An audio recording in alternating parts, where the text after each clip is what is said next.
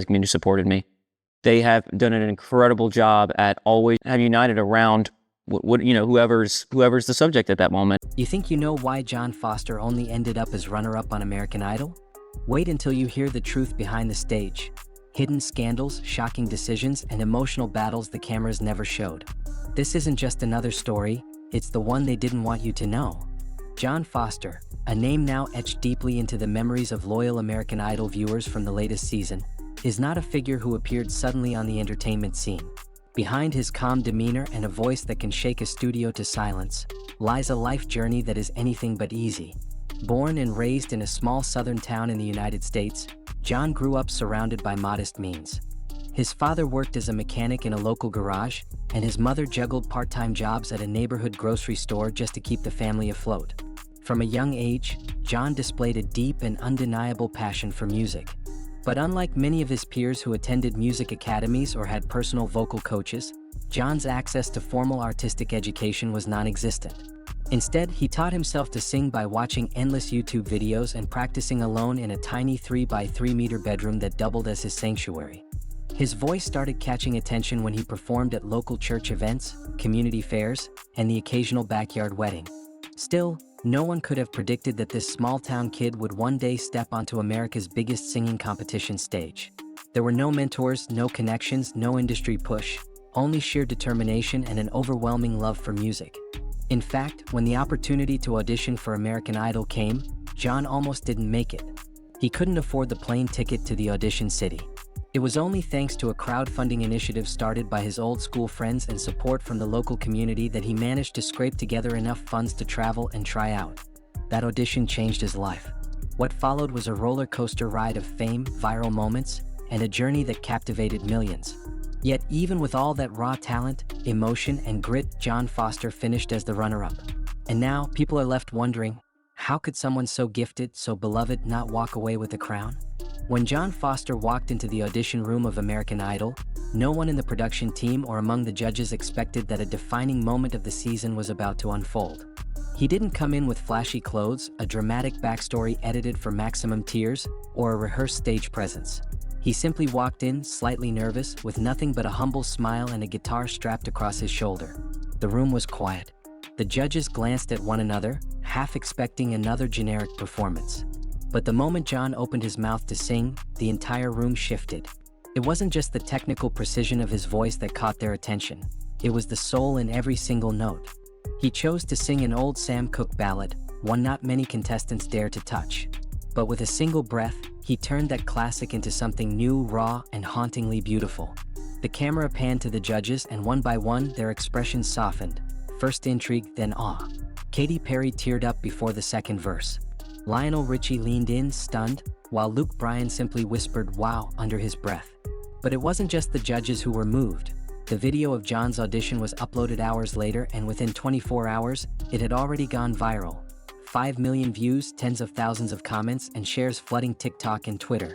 People weren't just impressed, they were emotionally shaken. The internet dubbed it the audition of the decade.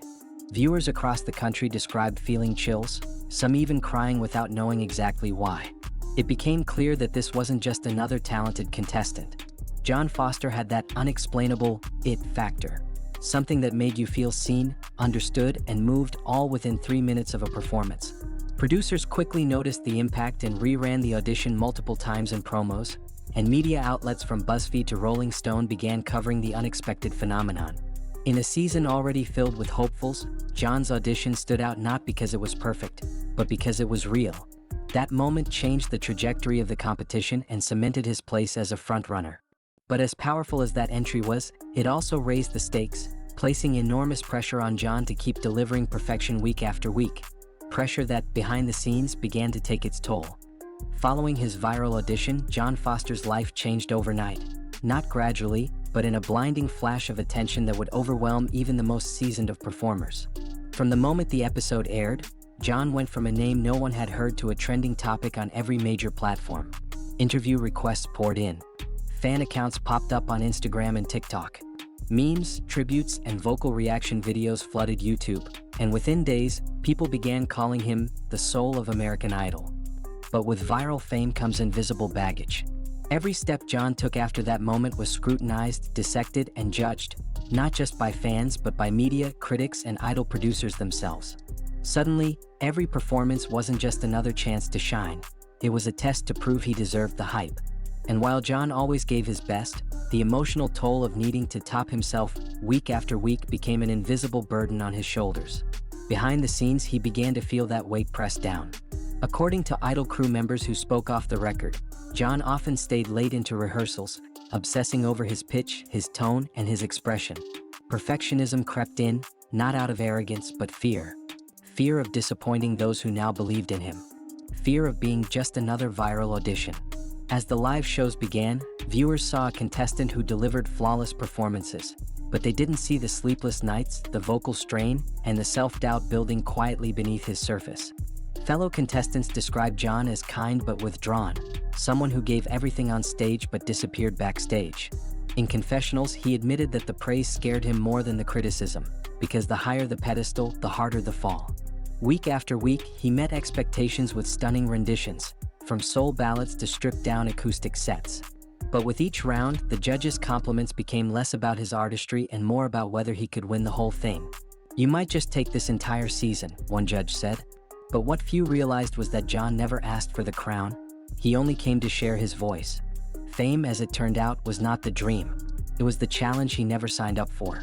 And while America saw a star rising, John Foster was quietly grappling with a pressure that would soon begin to crack his spirit from within. As John Foster's popularity soared on American Idol, so did the flood of attention, both adoring and toxic.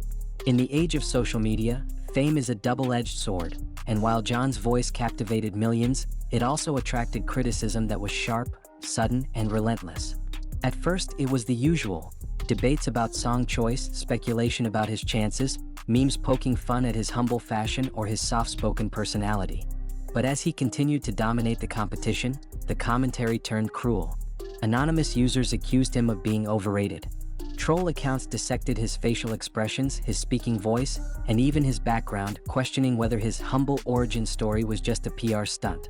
One viral post on Twitter claimed, without evidence, that he was being favored by the producers, an accusation that exploded into trending hashtags and heated threads across Reddit and Facebook. For someone like John, who had always been private and gentle by nature, this sudden barrage of negativity felt like an emotional ambush. He tried to ignore it at first, focusing on his performances, telling himself it was just noise. But the internet has a way of finding cracks, and soon enough, the word started getting in. Crew members noticed he became quieter backstage. He stopped checking his phone before shows. Friends back home later revealed that he considered deleting his social media accounts altogether during the competition. One night, after a particularly moving performance that earned him a standing ovation, John returned to his room only to find hundreds of DMs attacking his character, mocking his looks and accusing him of faking sincerity. And while he never addressed it publicly, those close to him say it changed him. He stopped smiling as often during rehearsals.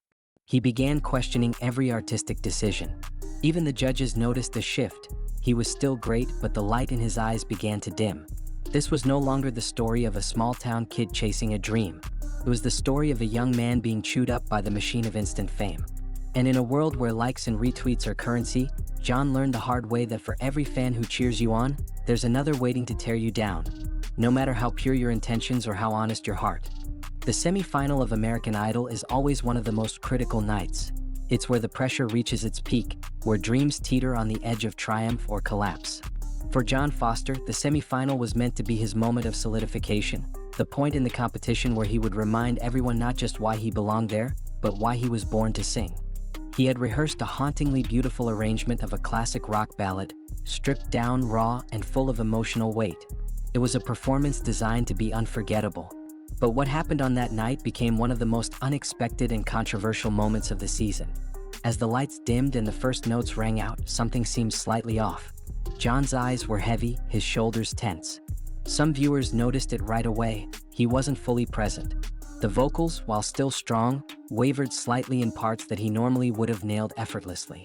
Then came the bridge, his big moment, the emotional crescendo. And right there, mid-note, John's voice cracked. It wasn't just a minor slip. It was a clear, painful break that threw off the rhythm. The audience gasped. The judges shifted uncomfortably. But John, ever the fighter, didn't stop. He pushed through, recovered, and finished strong. The crowd still stood for him, but the energy had changed. After the performance, John apologized quietly into the mic, his voice trembling. "I'm sorry, guys. I gave it my all." Lionel Richie offered comfort, saying even legends crack under pressure. Katy Perry, visibly emotional, told him, "You're human. That's what makes you special." Luke Bryan nodded and encouraged him, but his eyes showed concern. But behind the scenes, the aftermath was intense. Online discourse exploded. Some fans defended him passionately, saying his emotion made the performance even more powerful. Others declared the competition over, convinced the mistake would cost him the crown. What viewers didn't know was that just hours before the show, John had received devastating news. His grandfather, who had been battling illness and was one of John's biggest supporters, had passed away. He had chosen to go on stage anyway, honoring his grandfather's belief in never giving up. That heartbreak, that invisible weight, was what cracked his voice. Not nerves, not lack of preparation, but a human heart mourning in real time under stage lights. Producers debated whether to air that context in full, but ultimately only hinted at it in a quick behind-the-scenes clip. For many, that performance marked a shift, not in John's talent, but in the perception of his momentum. The fairy tale had hit a wall. And yet, for those who truly listened, that crack wasn't a failure, it was the most honest sound of the season. When the curtain rose for the grand finale of American Idol, the atmosphere inside the studio was electric. Buzzing with anticipation, tinged with emotion, and thick with unspoken tension. John Foster stood center stage, a familiar figure now to millions of Americans who had followed his journey from day one. But this wasn't the same John from the auditions. This was a man who had faced the overwhelming highs of praise and the crushing lows of public scrutiny. The weight of that semi-final performance, flawed yet deeply human, still lingered in the air, and everyone was watching to see if he would rise, fall, or do something altogether unexpected.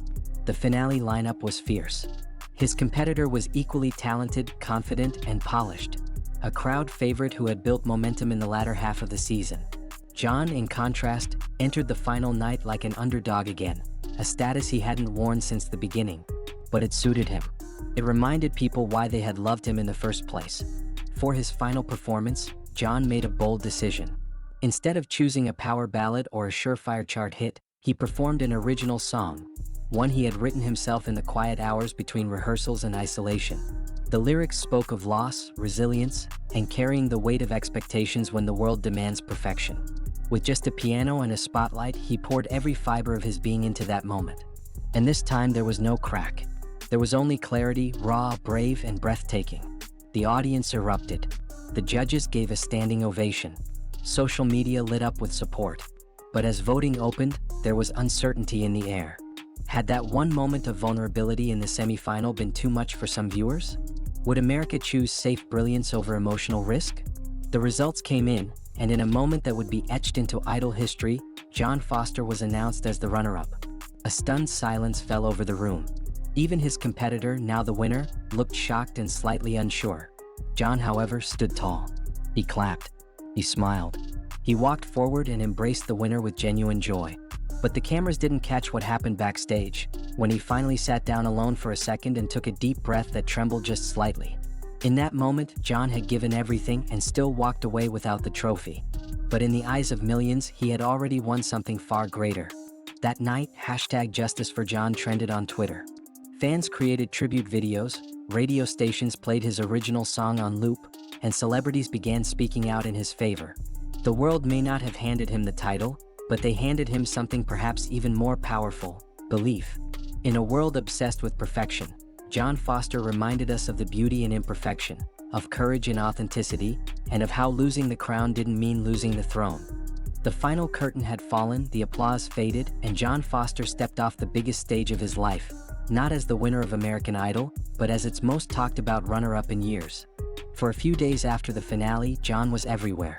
His final performance was replayed across news segments and reaction videos on YouTube. Fans flooded social media with support, and his original song climbed to the top of streaming charts, an impressive feat for someone who didn't clinch the title. But then, the noise started to die down.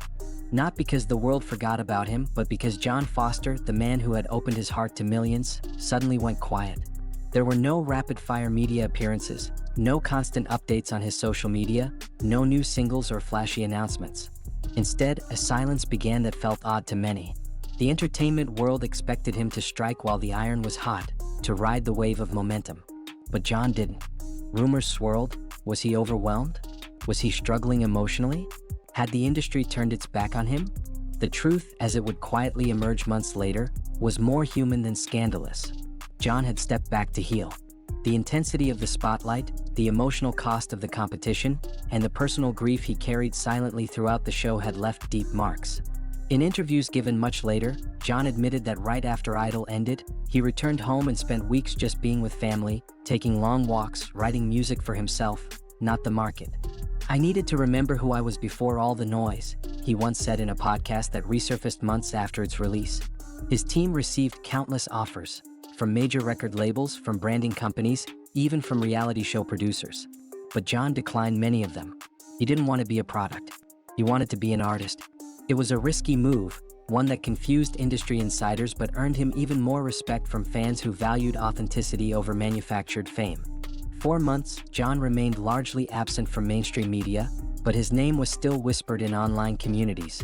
Devoted fans called it the silent era, waiting for his return like people waiting for a sunrise they knew would come. Some speculated that his silence was strategic. Others feared he had disappeared for good. What became clear, however, was that John Foster wasn't interested in playing the typical post-Idol fame game. He wasn't chasing the algorithm. He was chasing meaning. And while it frustrated the fast-paced world of entertainment, it made his story all the more compelling. Because sometimes, the most powerful statement you can make after being heard by millions is choosing to be quiet for yourself. When someone disappears from the limelight, especially after a huge reality TV run, the industry assumes one of two things.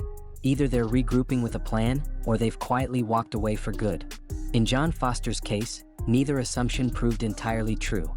His return wasn't loud, wasn't hyped, and certainly wasn't backed by a viral teaser campaign.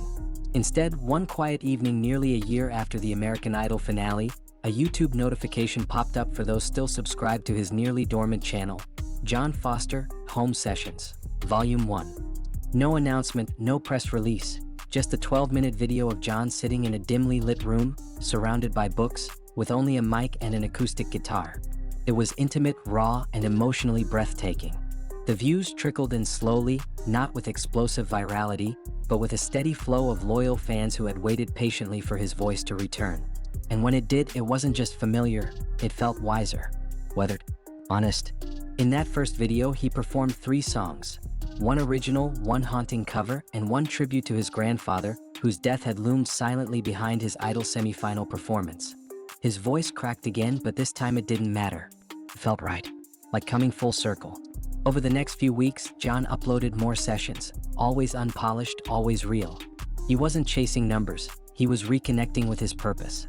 Music blogs began picking it up. "The most genuine post-Idol content we've seen in years," one wrote.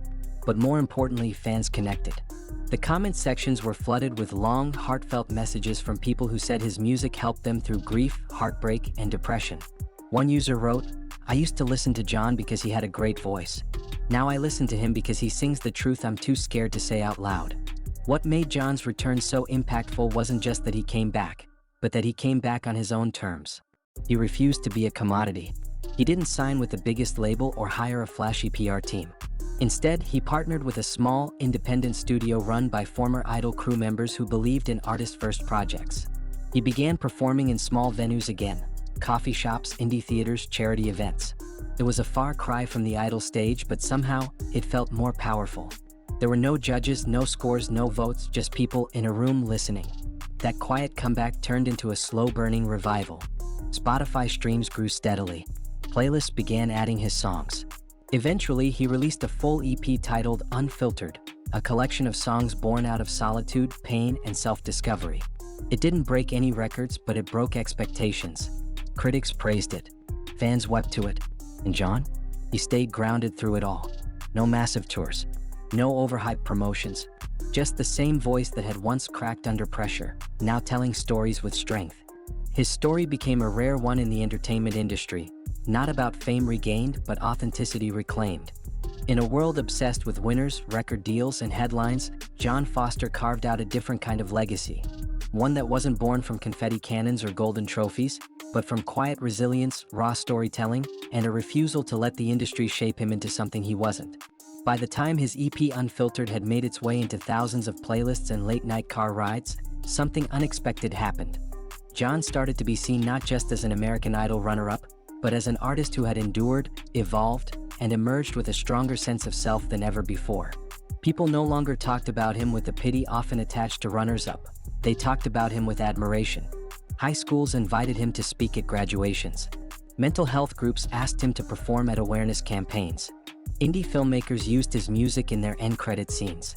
Without chasing it, John had become a symbol of perseverance, of artistic integrity, and most importantly, of vulnerability in a culture that often punishes it.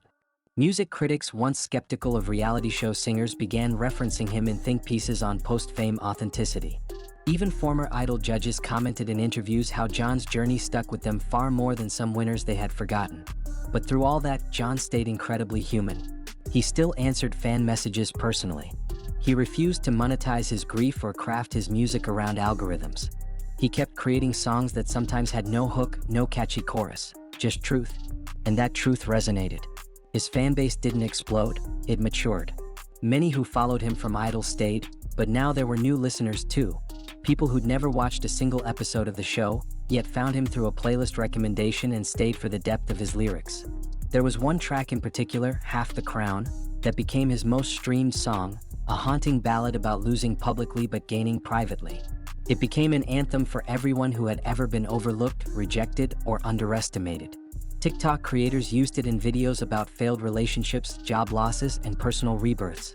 It wasn't viral in the traditional sense, it was viral in the emotional sense. And that's exactly what John stood for. He didn't seek to be the biggest, he sought to be honest.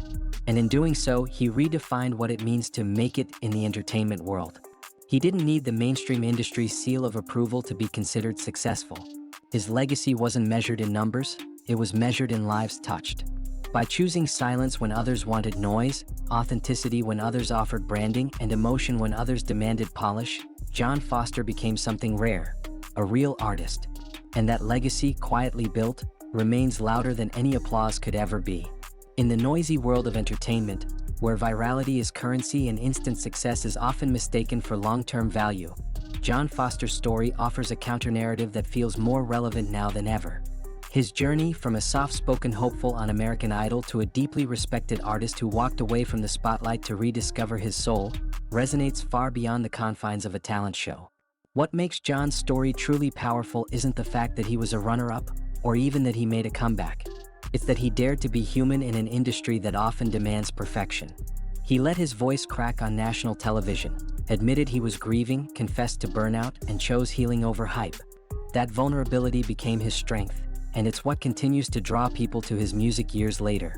In an age where everything is filtered, polished, and algorithm approved, John's choice to release raw, unpolished songs from his living room was revolutionary. He taught us that it's okay to pause. It's okay to walk away. It's okay to find yourself again before stepping back into the world.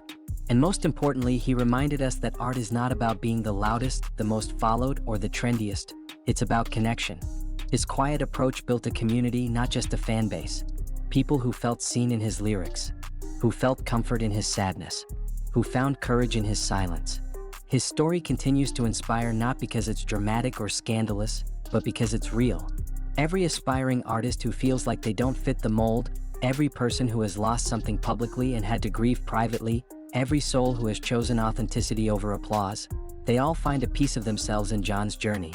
And while he may never have $1 million marketing campaign or a stadium tour, John Foster has something far rarer: trust. Trust from his audience, trust in his voice, and trust in his path. His music may never top every chart, but it will always matter to the people who need it most.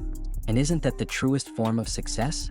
As the years go by, more people will stumble upon his name, not through a headline, but through a lyric that stops them in their tracks. And when they do, they'll discover a story not of failure, but of quiet, defiant triumph.